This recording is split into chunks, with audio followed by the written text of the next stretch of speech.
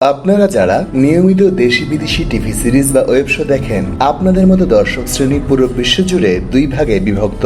একদল যারা game of Thrones দেখেছেন, আরেক দল যারা গেম অফ থ্রোনস কখনো দেখেননি। 2011 সালের 17 এপ্রিল এইচবিওতে প্রিমিয়ার হয় গেম অফ থ্রোনস এর পাইলট এপিসোড, যার নাম উইন্টার ইজ কামিং। এই এপিসোড রিলিজের পরে পুরো দুনিয়ার টিভি সিরিজের মান কয়েকশো ধাপ উপরে উঠে যায়। 2019 সালে অষ্টম সিজনের পর টিভি সিরিজটি শেষ হয়ে গেলেও আজও প্রতিদিন বিশ্বজুড়ে কোটি কোটি মানুষ চোখ ভরা আতঙ্ক আর অবিশ্বাস নিয়ে গেম অফ থ্রোনস এর একের পর এক এপিসোড উপভোগ করেন। 1996 সালে জর্জ আর মার্টিন নামক এক গল্পের বুড়ো জাদুকরের লেখনীতে শুরু হয়েছিল a song of ice and fire নামের সুবিশাল একটি বুক সিরিজ। মূলত এই বুক সিরিজের প্রথম বই এই গেম অফ থ্রোনস এর ঘটনাবলী আবর্তিত হয়েছে এইচবিওর গেম অফ থ্রোনস এর প্রথম সিজনে। চলুন প্রিয় দর্শক শ্রোতা মণ্ডলী, আপনাদের নিয়ে যায় মুখ থেকে আগুন বের করা ড্রাগন, হাতির স্পর্শে জীবন মৃত জম্বি বানিয়ে ফেলা হোয়াইট ওয়াকার, চির বিশ্বস্ত সঙ্গী ডায়ারউলফের জগৎ সেভেন কিংডমে, যে দুনিয়ায় এইসব অতিকায় অলৌকিক বিষয়ের চেয়েও ভয়াবহ কিছু ক্ষমতালোভী মানুষ বাস করে, যারা সবাই মিলে খেলে আয়রন থ্রোন অর্থাৎ সিংহাসনে বসার খেলা গেম অফ থ্রোনস। এপিসোডের শুরুতেই তিনজন রেঞ্জার ঘোড়ায় চেপে 700 ফুট উঁচু দেয়ালের নিচ দিয়ে টানেল পার হয়ে বরফাচ্ছাদিত নর্থ সাইডে প্রবেশ করে। এই তিনজনই নাইট ওয়াচার। সেভেন কিংডমের একদম উত্তর দিকে এই বিশাল 700 ফুট উঁচু ওয়ালটি আজ থেকে 8000 বছর আগে তৈরি করা হয়েছিল। শীতল এই স্থানটিতে 8000 বছর আগে হোয়াইট ওয়াকারদের সাথে চিলড্রেন অফ ফরেস্ট ও ফার্স্ট ম্যানদের পুরো একটা জেনারেশন লড়াই করেছিল। ফার্স্ট লং নাইটের সেই লড়াই জেতার পর হোয়াইট ওয়াকারদের একদম উত্তরে পাঠিয়ে এই বিশাল আকায় উঁচু দেয়ালটি তৈরি করা হয়। সেভেন কিংডম অর্থাৎ ওয়েস্টারসের এই সর্বোত্তরে এই রাজ্যের নাম উইন্টারফেল। নরমালি সাধারণ মানুষেরা এই রাজ্যের সবুজে ভরা সাধারণ ভূমিতে বাস করে। আপনারা যারা বর্তমানে এইচবিওতে চলমান হাউস অব দ্য ড্রাগন দেখেছেন, তারা সেকেন্ড সিজনের প্রথম এপিসোড থেকে নিশ্চয়ই জানেন নর্থের প্রতিটি ঘর থেকে প্রতি 10 জন পুরুষের একজন এই ওয়ালে জনমভর নাইট ওয়াচার হিসেবে প্রহরীর দায়িত্ব পালন করে। এই ওয়ালে যারা নাইট ওয়াচার হিসেবে শপথ নেয়, তারা আর কোনোদিন ঘর সংসার করতে পারে না। ওয়াল ছেড়ে কেউ যদি পালায়, তার শাস্তি মৃত্যুদণ্ড। যে স্থানটি থেকে এই তিনজন রেঞ্জার ওয়ালের উত্তরে এসেছে তার নাম Castle Black. Castle Black night ওয়াচারদের আবাসস্থল। মূলত এই ব্ল্যাক ক্যাসেল থেকে দক্ষিণ দিকে সবুজ জনভূমি শুরু হয় আর উত্তর দিকে সাদা বরফে আবৃত মৃত্যুপুরী। তবে বিগত 8000 বছরে কখনোই কোনো হোয়াইট ওয়াকারের দেখা কেউ পায়নি। এই বরফ ঢাকা এলাকায় গাছগাছালি আর পাহাড়ের অভ্যন্তরে ওয়াইল্ড লিংস নামক একদল জঙ্গলি বসবাস করে, যারা মাঝে মধ্যে খাবারের খোঁজে ক্যাসেল ব্ল্যাকে হামলা করে। এই তিন রেঞ্জার মূলত ওয়াইল্ডিংসদের খুঁজতেই বেরিয়েছে। এর মধ্যে উইল নামে একজন একটি ভয়াবহ সিনারিও খুঁজে পায়। বরফের ওপর অদ্ভুত বৃত্তাকার ভাবে কতগুলো ওয়াইল্ডিংসকে মেরে টুকরো করে কেউ বা কারা সাজিয়ে রেখেছে। এমনকি একটি শিশু বাচ্চাকেও মেরে গাছের সাথে আটকে রাখা হয়েছে। উইল ছুটে যায় বাকি দুইজনকে এই ইনফরমেশন জানাতে। সে খুবই ভয় পায়। বাকি দুইজন রেঞ্জার বলে হয়তো ওয়াইল্ডলিংসদের মধ্যে দুই গ্রুপের লড়াই হয়েছে। উইলের দেখানো লাশ বিছিয়ে থাকা স্থানটিতে তারা যায়, কিন্তু সেখানে এখন কিছুই নেই, শুধু সাদা বরফ। রেঞ্জাররা কিছু বোঝার আগেই তাদের উপর আক্রমণ হয়। বরফের অতিকায় উত্তর কোণ থেকে হোয়াইট ওয়াকাররা আবার ফিরে এসেছে। ওদের ছোট্ট একটা বাহিনী অ্যাটাক করে এদেরকে। দুজন রেঞ্জারকে মেরে উইলকে ছেড়ে দেয় এরা, সম্ভবত মানুষকে জানানোর জন্যই। উইল এতটাই আতঙ্কিত হয়ে পড়ে যে ওয়ালে ফিরে গিয়ে রিপোর্ট করার বদলে সে সাউথের দিকে পালাতে শুরু করে, কিন্তু অল্প একটু দূরত্ব অতিক্রম করার পরে সে ধরা পড়ে যায়। উইন্টারফেল রাজ্যের প্রধান হাউস হলো হাউস অব স্টার্ক। এই স্টার্ক হাউসের প্রধান লর্ড এবং ওয়ার্ডেন অফ নর্থ হলেন স্যার এডওয়ার্ড নেড স্টার্ক, তার স্ত্রী ক্যাটলিন। নেড ও ক্যাটলিনের 5 সন্তান। সবার বড় ছেলে ফার্স্টবর্ন রব স্টার্ক, এরপর বড় মেয়ে সানসা স্টার্ক, এরপর ছোট মেয়ে আরিয়া স্টার্ক, এরপর 10 বছরের ছেলে ব্রান স্টার্ক এবং সবার কনিষ্ঠ পুত্র রিকন স্টার্ক। এপিসোডের এই পর্যায়ে আমরা দেখি ব্রান স্টার্কের তীরন্দাজ প্র্যাকটিস চলছে। সে তীরের লক্ষ্য ভেদে খুবই দুর্বল। সবার ছোট রিকন তীর এগিয়ে দেবার কাজ করছে। বড় ভাই রব স্টার্ক মুখে মুখে নির্দেশনা দিচ্ছেন ব্রানকে। এদিকে ঘরের ভিতর মেয়েদের সেলাই প্রশিক্ষণ চলছে। সানসা স্টার্ক একজন আদর্শ নারীর মতো সেলাই প্রশিক্ষণে খুবই দক্ষ হয়ে উঠেছে, কিন্তু ছোট মেয়ে আরিয়া স্টার্ক মূলত একজন টম বয়। তার মন পড়ে রয়েছে বাইরে ব্রান স্টার্কের তীরন্দাজ ট্রেনিং এ। রবের পাশে ব্রানকে হাতে কলমে খুব আদর করে আরেকজন বড় ভাই ধনুর্বিদ্যা শেখাচ্ছে। তার নাম Jon Snow. Jon Snow Ned স্টার্কের বাস্টার্ড চাইল্ড। সেভেন কিংডমে এটা খুবই কমন একটা প্রথা। প্রায় হাউসের পুরুষেরা স্ত্রীর বাইরে বিভিন্ন নারীদের সাথে যৌনকর্ম করেন। এই নারী নিম্ন বর্ণের চাকরানি থেকে শুরু করে পতিতা যে কেউ হতে পারে। এসব নারীর গর্ভে যদি নেড স্টার্ক বা এই জাতীয় হাই সোসাইটির লর্ডদের সন্তান জন্ম নেয়, প্রায়শই তারা বাস্টার্ড চাইল্ড হিসেবে পরিচিত হয়। বেশিরভাগ লর্ড নিজ নিজ বাস্টার্ড চাইল্ডকে হাউসের চাকর বাকরদের সাথে বড় করেন। তারা নির্দিষ্ট হাউসের গুরুত্বপূর্ণ দায়িত্বে নিয়োজিত থাকেন। ক্ষেত্র বিশেষে কিছু কিছু লর্ড নিজ নিজ বাস্টার্ড চাইল্ডকে উত্তরাধিকার হিসেবেও স্বীকৃতি দেয়। যদিও নেড স্টার্ক ছোটবেলা থেকে খুবই নিয়ম নীতি মেনে চলা পুরুষ, কিন্তু তার চরিত্রে এই একটাই দাগ, তিনি জন স্নো এর পিতা। নেড জন স্নোকে বাকি বাচ্চাদের সাথে একই রকম আদর ও শাসন দিয়ে বড় করলেও ক্যাটলিন স্বামীর এই অংশটিকে কখনোই মন থেকে মেনে নেয়নি। যাই হোক, ব্রান যখন শোচনীয়ভাবে তীর চালনায় ব্যর্থ হচ্ছে, সেলাই প্রশিক্ষণ থেকে পালিয়ে এসে আরিয়া পিছন দিক থেকে লুকিয়ে তীর চালিয়ে লক্ষ্য ভেদ করে। ব্রান এতে ক্ষেপে গিয়ে তাকে তাড়া করে। নেড কিছু বলবে এই সময় তাদের অধীনস্থ রড্রিক এসে ইনফর্ম করে নর্থের ওয়াল থেকে পালানো উইল ধরা পড়েছে। নেড রড্রিকের সাথে থাকা থ্রিয়ন গেজয়কে বলে সব ছেলেদের রেডি হতে বলো, অর্থাৎ ওয়ালের শপথ ভঙ্গ করা উইলকে মৃত্যুদণ্ড দেয়া হবে। তার সব পুত্রকে এটা দেখে শিখতে হবে, এমনকি 10 বছরের শিশু ব্রানকেও। এই এপিসোডে থ্রিয়ন গ্রেজয়ের তেমন কোনো সিগনিফিকেন্স নেই, তবুও আপনাদের এর ব্যাক স্টোরি বলা প্রয়োজন। থ্রিয়ন গ্রেজয় ওয়েস্টারেসের সাগর এবং জাহাজ নির্ভর পাইক রাজ্যের বাসিন্দা, কিন্তু থিওনের পিতা বেলন গ্রেজয় ওয়েস্টারেসের বর্তমান কিং নেড স্টার্কের বন্ধু রবার্ট ব্যারাথিয়নের বিরুদ্ধে বিদ্রোহ ঘোষণা করেছিল। সেই বিদ্রোহ দমন করে বেলন গ্রেজয়ের 10 বছরের শিশুপুত্র থ্রিয়ন গ্রেজয়কে এক ধরনের যুদ্ধবন্দী বানিয়ে উইন্টারফেলে নিয়ে আসেন নেড স্টার্ক। যদিও থিওন গ্রেজয় স্টার্ক হাউসে একজন যুদ্ধবন্দী ওয়ার্ড বয়, কিন্তু নেড তাকেও পুত্র স্নেহে বড় করেছে। থিওন তার ভাইয়ের মতোই রব স্টার্ক, জন স্নো এবং সানসা স্টার্কের সাথে বেশি ক্লোজ, যদিও সে নিজের গ্রেজয় পরিচয় কখনো ভোলেনি। যাই হোক, গল্পে ফিরি। নেড তার সর্বকনিষ্ঠ পুত্র রিকন স্টার্ক বাদে বাকি সব পুত্রদের নিয়ে উইলের মৃত্যুদণ্ড কার্যকর করতে যায়। ব্র্যানকে এই বয়সেই আইন এবং শপথের মূল্য বোঝাতে তার চোখের সামনে উইলের মাথা কেটে ফেলে নেড স্টার্ক। যদিও উইল বারবার হোয়াইট ওয়াকারদের কথা বলছিল বিড়বিড় করে, কিন্তু 8000 বছর ধরে যাদের দেখা যায়নি তাদের কথা কেই বা বিশ্বাস করবে। উইলকে হত্যা করে বাড়ি ফেরার পথে তারা দুটো মহা সিগনিফিকেন্স সম্পন্ন প্রাণীর মৃতদেহ দেখতে পায়, একটা বাইসন হরিণ, অন্যটি বিরল ডায়ার উলফ। তারা ভাবে হয়তো কোনো পাহাড়ি সিংহ প্রাণীগুলোকে হত্যা করেছে, কিন্তু নেড স্টার্কের চেহারা দেখে স্পষ্ট যে তিনি তা বিশ্বাস করেন না। ডায়ার উলফ দেয়ালের দক্ষিণ দিকের প্রাণী নয়। এই বিরল প্রাণীটি ওয়াল পার হয়ে এত দূরে সে মরে পড়ে আছে, বিষয়টা বেশ বিমর্ষ করে তোলে নেড স্টার্ককে। স্পেশালি ডায়ার উলফটির 5টি শিশুশাবক মৃত মায়ের বুক থেকে দুধ খাচ্ছিল তখন। মা ছাড়া এই বাচ্চাগুলো বাঁচবে না, তাই থিওন বলে এগুলোকেও মেরে ফেলা দরকার। ব্র্যান বাবার কাছে মিনতি করে বলে শিশু উলফগুলোকে না মারতে। জন স্নো নেডকে উদ্দেশ্য করে বলে হাউস স্টার্কের পতাকার নিশানা অর্থাৎ সিজিল হলো এই ডায়ার উলফ। কোনো কারণ ছাড়া দেয়ালের এই পাশে 5টা বাচ্চা নিয়ে এই মা উলফটি মারা পড়েনি। নেড স্টার্কের 5 জন সন্তান। স্টার্ক হাউসের সিজিল স্বরূপ এই 5টি ছানা 5 জন স্টার্ক চাইল্ডের সঙ্গী হওয়া দরকার। নেড স্টার্ক এতে রাজি হয়। থিওন জন স্নোকে প্রশ্ন করে তোমার লাগবে না? সে উত্তর দেয় আমি তো স্টার্ক নই, কিন্তু উপরওয়ালার খেল বোঝার সক্ষমতা কি আমাদের আছে? বাচ্চাগুলোকে নিয়ে চলে আসার সময় ডায়ার উলফের 6ষ্ঠ শাবকটির দেখা মেলে। এটা এতক্ষণ লুকিয়ে ছিল।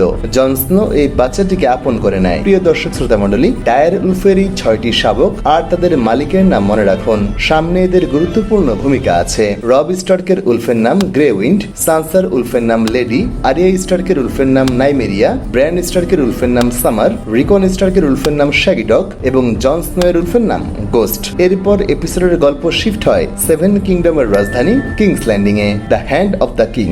জন এরিনের আচমকা মৃত্যু হয়েছে, তার শবদেহকে শেষকৃত্যের জন্য রেডি করা হচ্ছে।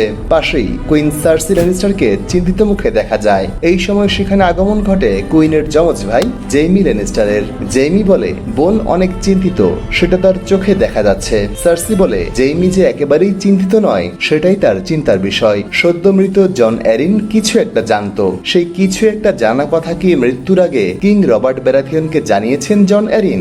জেইমি উত্তর দেয় যদি কিং কথাটা জেনে থাকে তবে তাদের কাটা মাথা এতক্ষণে প্রাসাদের সামনে লাগানো থাকতো। জন এরিন যা জানতো তা নিয়ে সে মারা গেছে।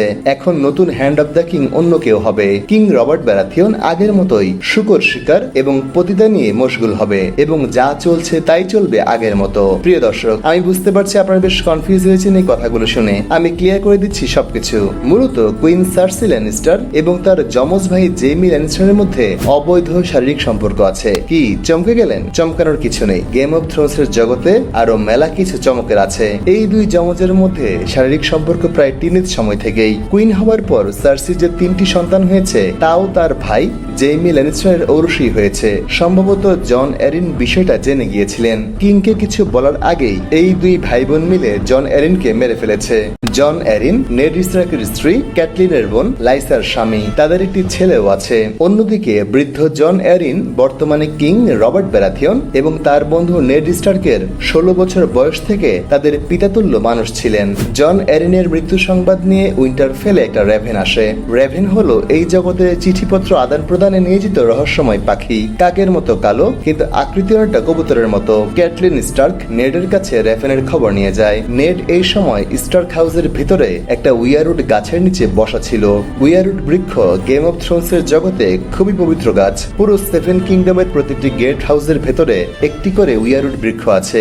লাল পাতার এই গাছগুলোর শিকড় পুরা 7 কিংডমে ছড়ানো। কোন লর্ড যদি এই গাছ কাটে তার উপর দুর্বিষহ বিপদ আর সেই হাউসের উপর চির অভিশাপ নেমে আসে। যাই হোক, রেভেনে শুধু জন এরিনের মৃত্যু সংবাদ নয়, আরো খবর আসে রাজা আসছেন উইন্টারফেলে। শুধু একা রাজা রবার্ট ব্যারাথিয়ন নয়, young prince Joffrey Baratheon, queen Cersei Lannister আর তার দুই ভাই জেমি ল্যানিস্টার এবং টিরিয়ন ল্যানিস্টারও আসছেন উইন্টারফেলে। পুরো স্টার্ক হাউস তাদের অভ্যর্থনা জানাতে ব্যস্ত হয়ে পড়ে। টিরিয়ন ল্যানিস্টার একজন বামন মানুষ, ডোয়ার্ফ বা ইম্প নামেও পরিচিত।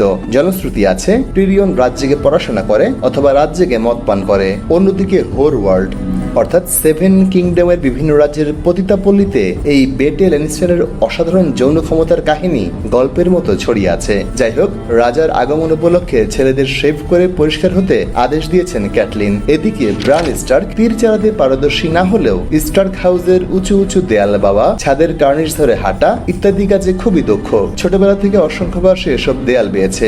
রাজার বিশাল বহরকে ব্রান ছাদ থেকে দেখতে পায় সবার আগে। মা ক্যাটলিন তাকে ধমকিয়ে নিচে নামিয়ে আমরা দেখি প্রতিটি উলফ বেশ বেড়ে উঠেছে। পুরো স্টার্ক হাউস কিংকে স্বাগতম জানাতে দরজায় দাঁড়ায় সারিবদ্ধভাবে। কিন্তু আরিয়া এক নাইটের হেলমেট মাথায় দিয়ে বেটে ল্যানিস্টার টিরিয়নকে আগে থেকে দেখার জন্য সামনে এগিয়ে যায়। যদিও শেষ মুহূর্তে মায়ের ডাকে সে লাইনে এসে দাঁড়ায়। আগেই বলেছি কিং রবার্ট ব্যারাথিয়ন নেড স্টার্কের বন্ধু। সুতরাং প্রাথমিক রাজা প্রজার আচার শেষ হতেই তারা কে কত মোটা তা নিয়ে হাসি ঠাট্টা শুরু করে। আরিয়া যদিও বেটে টিরিয়নকে দেখার জন্য উসখুস করে, কিন্তু তার সাক্ষাৎ আমরা পাই না। দীর্ঘ পথ পাড়ি দেওয়া কুইন সার্সি ল্যানিস্টার রথ থেকে নেমে আসেন। জেমিকে বলেন তাদের ভাই কোথায় আছে খোঁজ নিতে। কুইন বিশ্রাম নিতে চাইলেও কিং বলেন তিনি ক্রিপ্টে গিয়ে মৃতদের সম্মান জানাতে চান সবার আগে। এই ক্রিপ্ট হলো স্টার্ক হাউসের বেসমেন্ট। ওয়েস্টারসের প্রতিটি পরিবারের মৃত নারী এবং পুরুষের সবাশেষকে বাড়ির ক্রিপ্টে সংরক্ষণ করা হয়, সাথে মৃতের একটা ভাস্কর্য বানানো হয়। ক্রিপ্টে প্রবেশ করেই নেড জানতে চান কিং এর কাছে জন এরিন মারা গেলেন কি করে। রবার্ট ঠিক মতো বলতে পারেন না, তবে কিং পাল্টা তার বন্ধুকে নতুন হ্যান্ড অফ দ্য কিং হতে প্রস্তাব দেন। এই অংশে আমরা এই দুই বন্ধুর ব্যাক স্টোরি আরো পরিষ্কার জানতে পারি। নেড স্টার্কের বোন লিয়ানা স্টার্কের সাথে রবার্ট ব্যারাথিয়নের বিয়ের কথা পাকাপাকি ছিল। সে সময় আয়রন থ্রোনে ছিলেন শেষ টার্গেরিয়ান রাজা mad king Aerys the second. Mad king এর বড় ছেলে রেগার টার্গেরিয়ান লিয়ানাকে কিডন্যাপ করে নিয়ে যায়। জয় টাওয়ার নামে একটা দুর্গে রেখে দিনরাত তাকে ধর্ষণ করে মেরে ফেলে হাউস স্টার্ক এবং হাউস ব্যারাথিয়ন। এই কারণেই টার্গেরিয়ান রাজার বিরুদ্ধে বিদ্রোহ ঘোষণা করে। তাদের সাথে ভেইলের ইরি হাউস ক্যাস্টালি রকের ল্যানিস্টার হাউস যোগ দেয়। রেগার টার্গেরিয়ান যুদ্ধে প্রাণ হারায়। জেমি ল্যানিস্টার ম্যাট কিং এরিসকে হত্যা করে। এই যুদ্ধে নেড স্টার্কের পিতা এবং বড় ভাই মারা যান। রবার্ট ব্যারাথিয়ন আয়রন থ্রোনে বসেন। যদিও তিনি সার্সি ল্যানিস্টারকে বিয়ে করেছেন, তবু মৃত লিয়ানা স্টার্কের প্রতি তার ভালোবাসা এখনো প্রখর আছে। রবার্ট নেডকে বলে আমাদের তো আত্মীয় হবার কথা ছিল, তখন হয়নি, এখন হবে। তোমার বড় মেয়ে আছে, আমার বড় ছেলে আছে, তাদের বিয়ে হবে। তুমি এখন হ্যান্ড অফ দ্য কিং হবে। রবার্টের পর তার বড় ছেলে জফরি ব্যারাথিয়ন কিং হবে। এর মানে নেডের বড় মেয়ে সানসা হবে পরের কুইন। যখন কিং এর বহর স্টার্ক হাউসে প্রবেশ করে, জফরি এবং সানসা পরস্পরের মাঝে চোখাচোখি হয়েছে অলরেডি। যাই হোক, নেডকে যখন এই প্রস্তাব দিচ্ছেন কিং রবার্ট, তখন ওয়েস্টারসের সীমানা ছাড়িয়ে ন্যারো সি পার হয়ে পেন্টোস রাজ্যে প্রবেশ করি আমরা। যে রেগার টার্গেরিয়ানের কথা বলছিলাম একটু আগে, যার জন্য রেবেলিয়নের মাধ্যমে ক্ষমতায় বসেছেন রবার্ট ব্যারাথিয়ন, সেই মৃত রেগার টার্গেরিয়ানের ছোট দুই ভাই বোন লুকিয়ে আছে এখানে। ভাই ভিসেরিস দ্য থার্ড টার্গেরিয়ান এবং বোন ডেনেরিস টার্গেরিয়ান। ম্যাড কিং মারা যাবার পর তারা কিংস ল্যান্ডিং ছেড়ে এসোসে পালিয়ে এসেছে। যেহেতু ওয়েস্টারসের সেভেন কিংডমের রাজত্ব অ্যাকচুয়ালি টার্গেরিয়ান বংশের হাতেই তৈরি হয়েছে, সেহেতু লিগেলি এই টার্গেরিয়ান উত্তরাধিকারীরাই আয়রন থ্রোনের আসল হকদার। রবার্ট অতীতে বহুবার শেষ এই দুই টার্গেরিয়ানকে হত্যার চেষ্টা করেছে। ভিসেরিস এবং ডেনেরিস নানাভাবে পালিয়ে বেঁচেছে। সর্বশেষ গত 1 বছর ধরে তারা ম্যাজিস্টার ইলিরিয়াম ওপাটিসের অধীনে পেন্টোসে আশ্রয় প্রার্থী হয়েছেন। এই অংশে বলে রাখা দরকার, যখন তারা প্রাসাদ ছেড়ে পালায়, ডেনেরিস একদম দুধের শিশু ছিল। ভিসেরিস কিছুটা বড় এবং রেগার মারা যাবার পর সেই নিজেকে লাস্ট ড্রাগন মানে। টার্গেরিয়ান বংশে নিজেদের রাজরক্তের ধারা অটুট রাখতে ভাই বোনের মাঝে বিয়ে করে সন্তান জন্ম দেওয়ার রীতি আছে। কিন্তু ভিসেরিসের এখন কোনো নিজস্ব সৈন্যবাহিনী নেই, তাই সে ডেনেরিসকে এমন কারো কাছে বিয়ে দিতে চায় যার বিশাল সৈন্যবাহিনী আছে, যে আর্মির নেতৃত্বে সে পুনরায় আয়রন থ্রোন দখল করবে। তবে যতটুকু বোঝা যায়, ডেনেরিস সম্ভবত ফিজিক্যালি এবং মেন্টালি ভাই ভিসেরিসের কাছে ছোটবেলা থেকে অ্যাবিউসের শিকার হয়েছে। ভিসেরিস ডেনেরিসের সমস্ত কাপড় চোপড় খুলে তার শরীর পরীক্ষা করে, এটা দেখার জন্য যে সে পরিপূর্ণভাবে নারী হয়েছে কিনা। ডথারাকি নামক নোমেডিক হর্স মাউন্টেড ওয়ারিয়রদের জঙ্গলি দলের প্রধান খাল দ্রোগোর সাথে ডেনেরিসের বিয়ে ঠিক করেছে ভিসেরিস। ডেনেরিসকে দেখতে আসবে আজ খাল দ্রোগো। তাকে গরম পানিতে গোসল করে রেডি হতে বলে ভিসেরিস।